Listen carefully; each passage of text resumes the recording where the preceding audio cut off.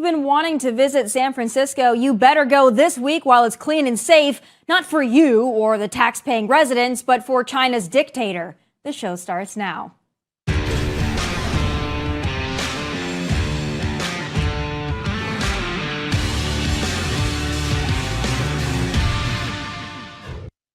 San Francisco is looking downright civilized these days, like a major city in a first world country.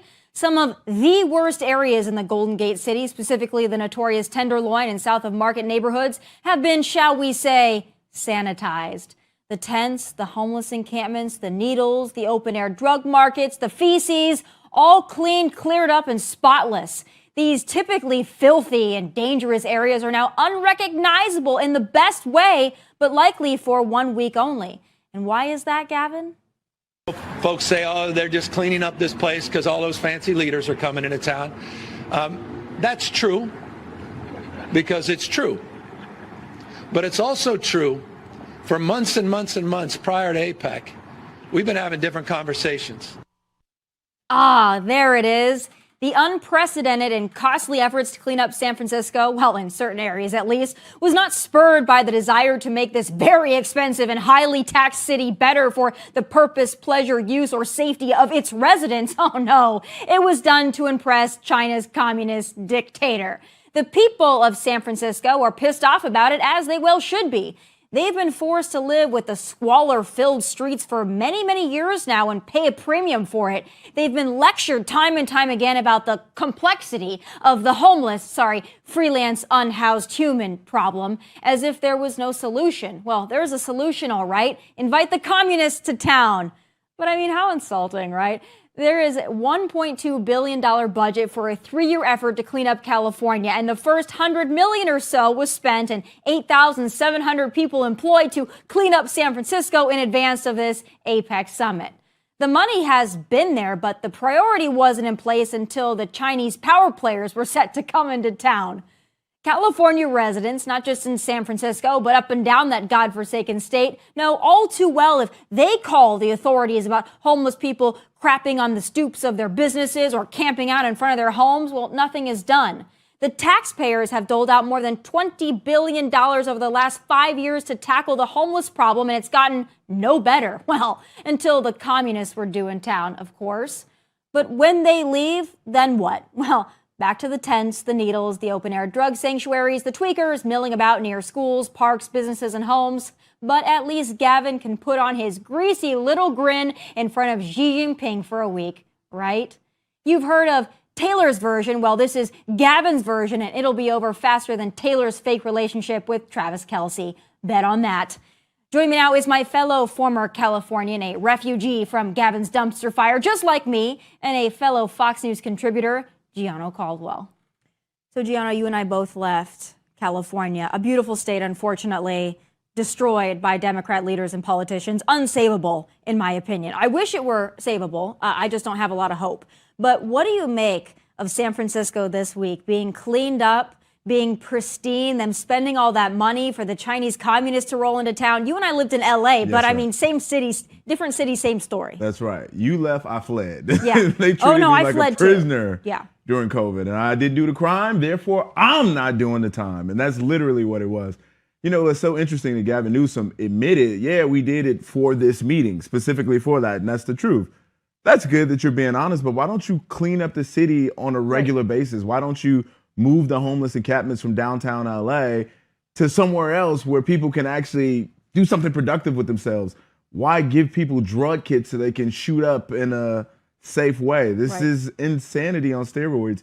And we continue to see this from the left. Up is down, down is out, round and about. I'm saying a bunch of stuff. I don't know what I'm saying. But truth be told, the truth is it's just gone crazy. Folks have gone really nuts.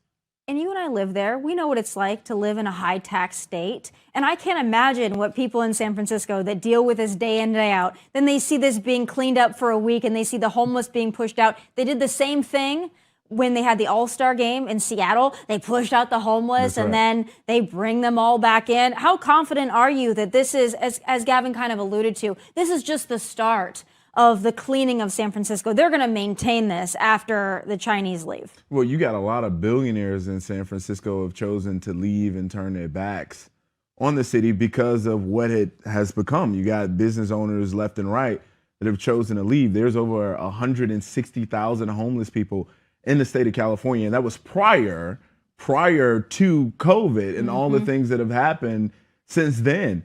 The state is in real jeopardy. They're losing their population. Poor people are being pushed out for folks who are coming across the border who are bringing fentanyl, drugs, and any number of substances that are impacting the people there. They need new leadership. That's the only way you can spell it out. They need strong Republican leadership who's willing to make the hard decisions regardless of what the political fallout might be. They need a patriot. Do you ever see California electing a Republican, though? I think it's possible.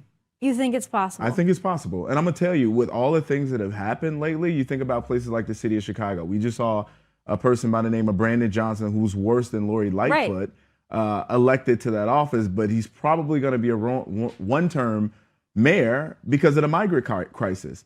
Governor Abbott was genius. You want to have a sanctuary city? You need to share the responsibility. We're going to send them to your city. And now in the city of Chicago, you got Black Democratic voters who are reliable, who are loyal to the Democratic Party, seeing that they mean nothing to you, meaning the Democrat politicians don't care about you, whether you be Black or not. They're going to put these other folks above your needs. They're going to put them in hotels, and they're going to give them a monthly salary. Meanwhile, you suffer and you starve in the city of Chicago. And not only that, you can have your family members murdered. Do you think, though, that the Black voting bloc is so reliably Democrat? Yeah, and I would like so. to think we can change some hearts and minds. I would like to think that we could wake up that segment of the voting bloc and say, hey, listen, we can offer better with a patriotic freedom first message. But you know, it's not that easy. There are people that they want to vote Democrat. They will vote Democrat, even if they continue to be trampled over. I'm not sure that they'll change their mind or change their vote. Yeah, and I've grappled with that as well. I've thought long and hard, especially when you see the circumstances that they're up against and you see how Black lives don't matter to Democrats, Black votes matter to Democrats. And that's just the simple truth. So with that consideration in mind, when you see migrants in your neighborhood, we're talking about seniors who've worked very hard their entire lives. They bought a house, they keep their yards clean, they want to protect their neighborhoods, they call the police and they work with them. When you see these other folks come into your neighborhood looking like they're from a third world country, and that's no disrespect to them, it's just a reality. When I was in Chicago recently, I was like, wow, I feel like I'm in a whole nother country. When you see people walking down the street looking like they're hiking with their families, people are upset, they're fed up, and the city's ignoring them. And I know that a lot of these very Black advocacy groups that usually support Democrats are speaking out against Brandon Johnson and aldermen for doing this to them. If they get hit hard enough, there's going to be people who just say, I'm not going to go out and vote at all. And that in and of itself is enough to impact the next election. I certainly hope that you're right. I would think the migrant crisis would impact hearts and minds and pocketbooks and that and everything else that's going on. I want to turn, before we get to some fun stuff, to 2024. I'm sure, as I have, you've been watching the debates. You've been watching, I guess, the cat fights between Vivek and Nikki Haley. And then Ron DeSantis mix in there a little Chris Christie on the side. We just had, of course, Senator Scott drop out of the race. What do you think we're shaping up for as we head into this next year? Iowa, who do you got your money on? Who would you like to see come out on top? I think Donald Trump is going to win. It's just absent him something happening with his health. I think he's just going to win. Right now, what you have is a second-tier debate that we've been seeing where Donald Trump is not a part of it. Ron DeSantis is clearly leading the pack for that. I think Nikki Haley, there's a lot that I like about her. And I like the fact that she, especially in the first debate, she went more towards the center. She was speaking to suburban women, which Republicans desperately need to win. But right now, the only person I can see winning this primary is Donald Trump. That's go and be convicted Donald Trump or not. This is the guy that Republicans are fully on board with, and there's no change in that, in my humble opinion. I think you're right, but I think that the people that are loud on social media for Donald Trump, ferocious in their support for Donald Trump, I'm not sure that that necessarily translates to just the quiet voters out there who just want a change. And I think that maybe, especially in Iowa, they might be watching someone like a Ron DeSantis who is showing up, who is very, very dedicated to not only showing up for their state, but dedicated to this country. I wonder if they're starting to see, hey, Donald Trump can't be here because he's got to be in a courtroom. Donald Trump's not going to be able to be here because he's going to be in courtrooms in different jurisdictions for the next year and a half. Who knows how long? Do you think that there might be an underbelly of the conservative voter that's not on social media, that's tired of Trump? No, I mean, without question, there are a lot of conservatives that are tired of him. We saw that in the last election as well. But the truth of the matter is, since the 2016 election, when he started taking these arrows left and right, he had a message that was fairly consistent that I think really resonated, which is, they're not coming after me, they're coming after you because I'm fighting for you. Whether that be true or not, the fact that he says it and it resonates is good enough. So yeah, you're in court because you're fighting for us. You're in these, yeah, but he's fighting for, in some circumstances, I see where it feels like, I believe all of these, what I think are really persecutions, not prosecutions, I think that they're unjust and they're BS. However, I do believe that Donald Trump right now is mostly focused on Donald Trump. And you know what? He has a right to be. He's fighting a lot of battles. But I'm not so sure that his focus can be dedicated to improving the American situation, given he's fighting to keep himself out of jail. Well, Donald Trump has been a masterful communicator in the sense that he can be focused on himself and talk about other issues as well. We saw what he did in the White House for 4 years. Now, mind you, he was very petty on Twitter. And there was a lot of other things that I very much disagree with, but he did run the country like a business to a large extent. We saw record number of job growth. We saw the greatest drop in black unemployment that this country has seen, Hispanic and women, in 25 plus years.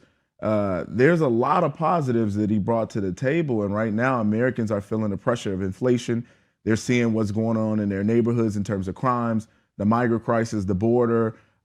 We see for the first time in American history, over 100,000 people overdose from the use of a drug. Mm-hmm. We're in chaos.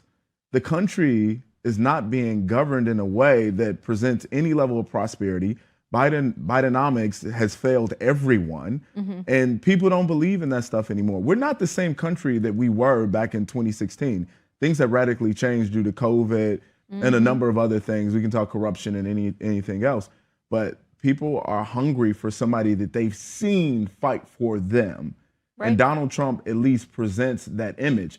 Whether it be true or not, they've seen it with their own two eyes. So Ron DeSantis, great governor. I moved to Florida in part because of him, and he kept the state open. I think he would make someone who should run for office just in case anything happens and he can slide right in.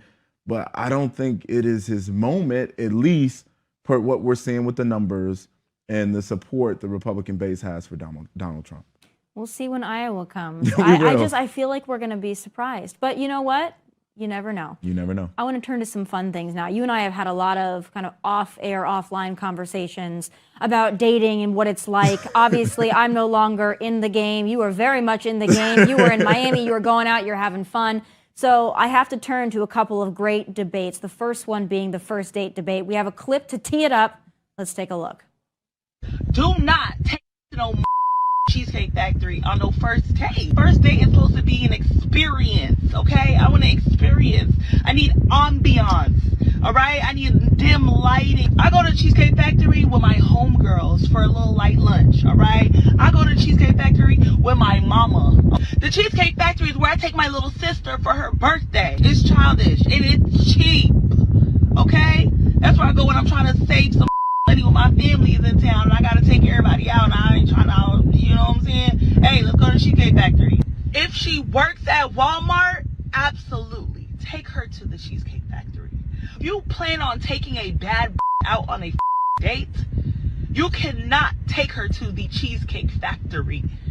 And you think you're gonna get after we go to the Cheesecake Factory? Absolutely the not. Do not take her to the Cheesecake Factory. So where do you land on this? Because as a man, I would assume, Gianno, you wouldn't take someone to the Cheesecake Factory. I know you like the finer things in life. Finer. Right? I know that you like that. It only gets finer. Right. Literally. But I'm kind of torn on this because I'm from South Dakota, we don't even have a Cheesecake Factory. Red Lobster and Olive Garden is fine dining, in my opinion. So growing up in South Dakota, that was top tier, right? So when I think Cheesecake Factory, I'm like, yeah, that's fancy to me. But obviously, as life has changed, I realize maybe it's not the fanciest of places. But would you take a date to Cheesecake Factory? And if not, why not? First and foremost, I would never take that girl anywhere or anyone like that. And no, I wouldn't go to Cheesecake Factory because I don't go to Cheesecake Factory on my own or with other people. Yeah, so it is. So to me, I'm gonna go to nice places because I go to nice places, not because I'm trying to impress a young lady. You can join me for this dinner, or someone else can join me for this dinner, or I can go by myself. But I do think this list that's been going on around online, this viral list of places you can't take a girl for a first date. If there's a girl who subscribes to that and sends me something like that, we don't need to go anywhere because you obviously don't know who you're going out on a date with. Right. Number one. Well, it's so interesting now, too, because it feels like everybody's just trying to up the ante, especially for social media. It's, every date has to be like ABC's The Bachelor, is what it feels like. But I want to get your take on this one. This actually comes from one of our producers that's in the room, Haley, who lived in New York for obviously most of her life, all of her life. And she went on a date before she left New York and came to Nashville. And she went on like a Topgolf type date. And he asked her to, Venmo $30 after the date. So I'm hearing with Gen Z, neither one of us are Gen Z. I'm hearing that this is a Gen Z thing where you do split on a date. And that's become somewhat acceptable. What are your thoughts? Maybe he should have asked her to go on a friend date. Yeah. So what's a friend date then? Something I'm making up, which makes it make sense. Like, if we can go out and get to know each other as friends, I still wouldn't do it. I just don't feel comfortable at all with it. I'm a traditional man. Yeah. I'll send you an Uber. Let's meet up. Let's do all of that. Because that's how I would want to be treated. And should men treat a woman they may potentially be involved with for the long term, treat them in a way that's conducive to how you would want your daughter to be treated? Right. And that's the way I think of it. I would want to take a young lady on a nice date because it's the right thing to do, not Cheesecake Factory, which could be good if that's your set of circumstances, but it's not mine. Or you're in the Midwest, and that is perfectly acceptable in the Midwest. If you're in Miami, that's what I'm saying. If that's probably that's not. It. Yeah, Yes, it just depends on what you're used to. Exactly. But do you think that there is a problem with, on both sides of the coin, but I'm going to talk about women because a lot of these videos are women complaining. Do you think that women, I know we all want to be valued, we all have high standards, but do you think that there is somewhat of a social media epidemic of women having expectations that are not just high standards and high expectations, but they just seem downright unreasonable, yes, unattractive? Yes. And I live in Miami, so this is the OnlyFans capital of the world. Yeah. And I would argue the largest state is the BBL capital of Florida. You have a lot of women that does a lot of plastic surgery to their bodies. They're literally trying to look like something that they're not with the filters. And I'm not trying to shame anyone, so don't get me wrong on that. But at the same time, people are looking to present an image of themselves that's not based in any form of reality. They want what girls are portraying on social media get.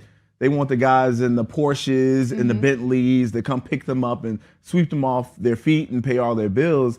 And I think it's become a very deranged set of circumstances across the country. Dating has become trash. And I remember this viral clip of you actually saying that as I said that. It has become trash. And it's very difficult for a guy like me who's, I'm 36, I'm single, no kids. I mean, you can look at me.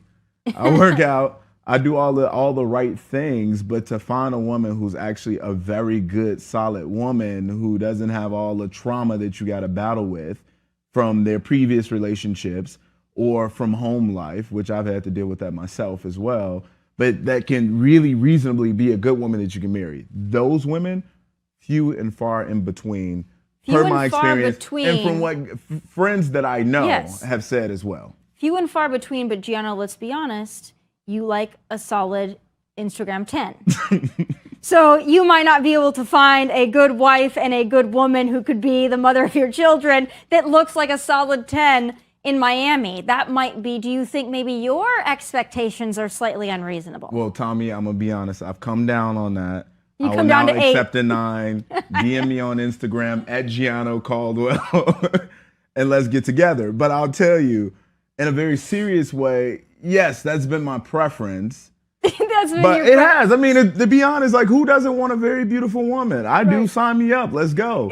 But the truth of the matter is, like, some of those women aren't even real. Right. Has that happened to you, Gianno, where you see somebody on social media? Yes. And they show up and they look like a different human? Yes, it has. Okay, what do you do in that situation? It was great meeting you. No. Well, what do you do? We still have conversation. You do. I mean, you're not going to probably continue it unless they're like a really good, cool person. But I wonder, why all the face tuning of your pictures? Why all the filters? I mean, I understand that that's the thing now, but still in all, why do that? I like the more natural look. Right. Well, from what I've seen, Gianno, you don't like the natural look. But you putting our friendship on TV now. From what I've seen, I don't know if it's the natural look, Gianno, but it's the Miami natural look. Well, we'll give it that. Or the Sweden look. I mean, it's everywhere now. Yes. There you go. That it definitely is your type. But we have another viral debate to get to. You and I both travel a lot. Yes. Travel a lot in airplanes, right? So the great recline debate. Let's play a clip. A viral clip, and then we'll talk about it. My seat. No, you seen it. No, she didn't. She put no. I'm allowed to put my seat back. I'm allowed to put my seat back. I'm allowed to put my seat back. The situation there was she put her seat back, and because she put her seat back, somebody was kicking the back of her chair the entire time because they didn't like the fact that she reclined. This has been something that's been many, many years in the making. If you're on a flight and you're flying economy class, comfort plus, anything but first, will you recline the 2 inches that it gives you? No, absolutely I will. Yeah. Why wouldn't I? You'll take advantage of it. Why would I'm 6'3"? Right. Almost 6'4".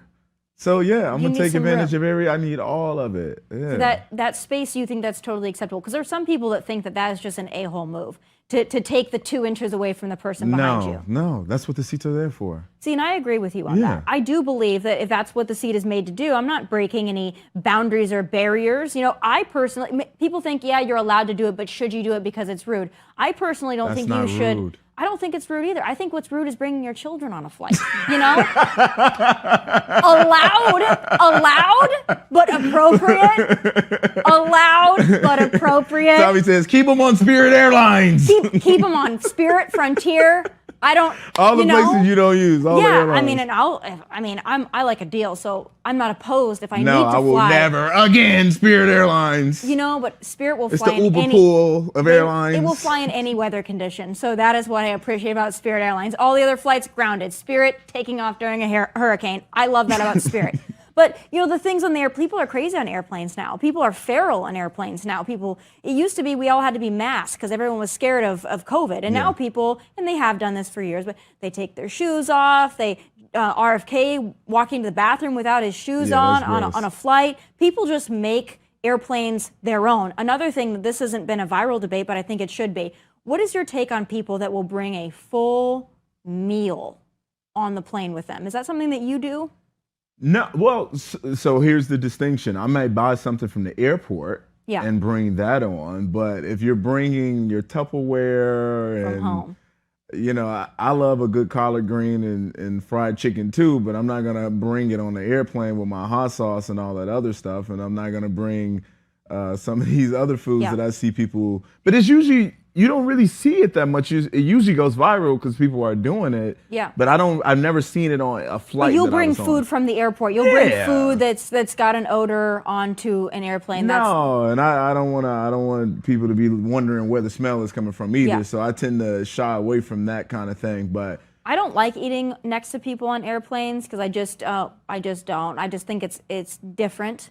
But I mean, if I have to, I will, depending on how long the flight is, right? We got to do. You're famous, Tommy. People will take pictures of you and put them online. Well, it's not. Well, people also hate me, so they'll take a picture of me when I'm sleeping or whatever. It's like fantastic. You got a photo of me sleeping. Like, yes, I am. You know, in fact, in the wild. But it's interesting the way people act on airplanes. Your take on people abusing the service animal designation? When I see someone bring a golden doodle, and I am an owner of a golden doodle, my husband's, When I see people bring a golden doodle, I'm like, that's not a service dog. You're using it as a service dog, but it's not a service dog because you didn't want to pay the fee. It irks me. Yeah. Does it bother you? No, it doesn't. No. Honestly, I've seen people bring huge dogs, but they usually, or at least from what I saw, they'll buy a seat for it too. They'll buy a seat for the dog. Yeah, if you buy a seat for the dog, then okay. Like if you're gonna spend $700 to have your dog fly with you, that's fine with me. Right. I do understand what you're saying, and I dated a girl with a dog, and it was my first time having the experience to know what you do with the dog in an airplane situation. And people do abuse it, but my concern would be more so if the dog is barking or jumping over a person or something like that, then it would make me feel uncomfortable. I'm a bit of a germaphobe, not really one, but I'm always like washing my hands and stuff like that. But other than that, I don't really have an issue with it, honestly. Again, dogs have always been better behaved than children on planes. That's been my experience. The ones we see now, for sure. That has been my experience. Next thing I have to talk about is Kim Kardashian. Okay. So first of all, what do you think about her with the Skims and the NBA deal? I mean, I'm not sure how many NBA players wear Skims. I thought that was kind of like a body contouring line, but there's a menswear line now. And Kim Kardashian, it seems like every time Taylor Swift does something, like Kim Kardashian has to do something to up her profile. What do you think about that? And what do you think about her being on the cover of the Man of the Year GQ? Honestly, version. If you recall years ago, people were asking, what is Kim K's skill? What kind of talent does she have? She's just good for reality TV. Well, that notion is completely flipped on its head. We got a person here, over 360 million followers on Instagram, net worth of 1.2 billion according to Forbes, $4 billion company, who inked this partnership with the NBA. And then you had the president of the NBA in advertisement with her. This is completely genius level stuff here. Even Man of the Year GQ magazine. Now it would be different if it was a Man of the Year woke GQ magazine. Then it'd be like, okay, this is obviously too much. But in this set of circumstances, she's certainly created a set of achievements for herself that I think many men who are powerful billionaires also can respect. Right. Like she's really done a phenomenal job at the branding of herself, her businesses. A lot of her family members are now billionaires. Like this is pretty insane level of creativity. As her co-founder Skim said, she's the Michael Jordan of influencers. That's true. Wow. Yeah. Speaking of sports, I don't think you're a football fan from what I recall. I'm not a football fan. I do like Taylor Swift, but if I see one more update on Taylor Swift and Travis Kelce, I'm going to go nuts. I'm sure it has not escaped you. I'm sure you've seen the daily updates. They were holding hands. They went here together. They woke up today and they both took a breath. I mean, what do you think about the nonstop coverage? Is it getting to be too much? Is it getting on your nerves? No, I mean, I'm not paying attention and clicking all the links. I think for anybody who's of a certain notoriety, you'll get it in some way, shape, or form. But with her, obviously and clearly, is amplified. And for him, I know it's probably really a question of what is he doing with it, because this is the most fame he's ever seen in his life. And certainly the longer they stay together is something to get accustomed to.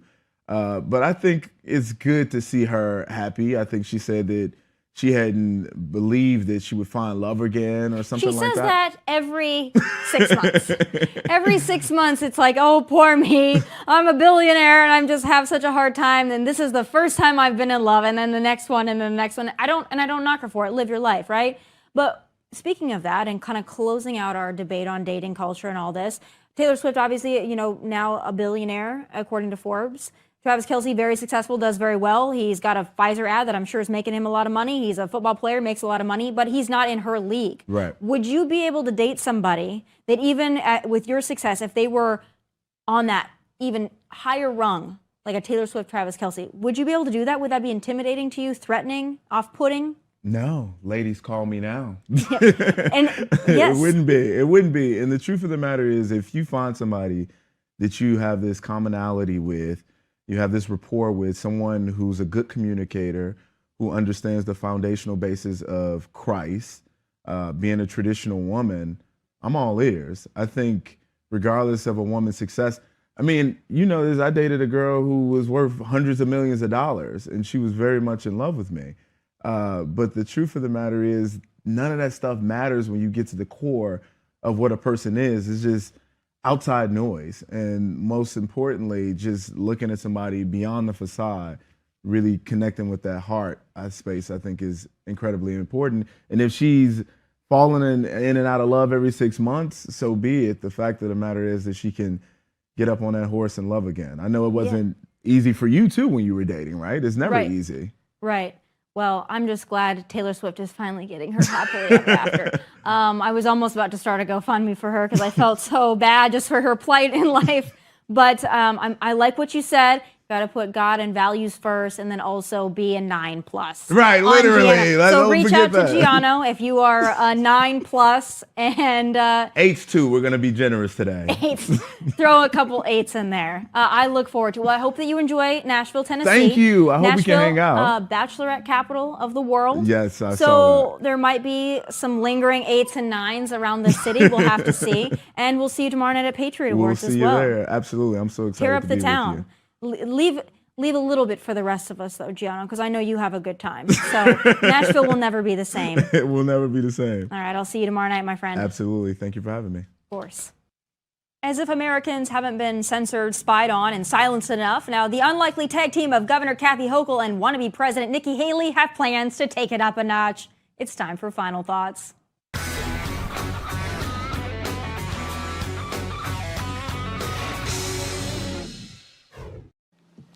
Also, we're very focused on the data we're collecting from surveillance efforts, what's being said on social media platforms. And we have launched an effort to be able to counter some of the negativity and reach out to people when we see hate speech being spoken about on online platforms. Our media analysis, our social media analysis unit has ramped up its monitoring of sites to catch incitement to violence, direct threats to others. And all this is in response to our desire, our strong commitment to ensure that not only do New Yorkers be safe, but they also feel safe.